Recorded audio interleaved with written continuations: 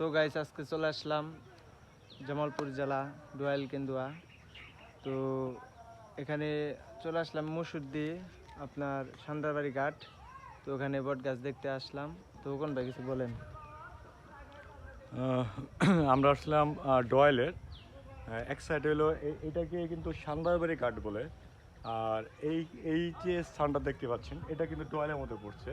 এটা ধনবাড়ি, এটা হলো জামালপুর, এটাকে জামালপুর মধ্যে আছে। আর এই সাইডে যে সান্দারবাড়ি ঘাটটা দেখাও, যেখানে সান্দারবাড়ির যে ঘাটটা আছে দেখা যাচ্ছে, এটা কিন্তু আপনার ধনবাড়ির মধ্যে পড়ছে।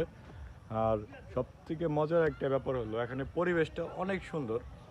আর এখানে একটা বট গাছটা আছে, বট গাছটা আসলে দেখার মতো। আমি মাঝে মাঝে যখন আমি ডয়েলের দিকে আসি তখন কিন্তু আমি মাঝে মাঝে এখানে আসি।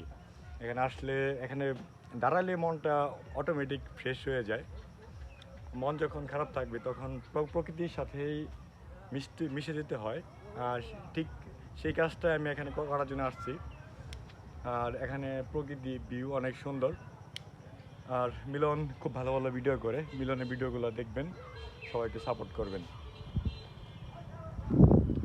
তো ধন্যবাদ কোন ভাইকে। তো সবাই ভালোবাসা দিবেন।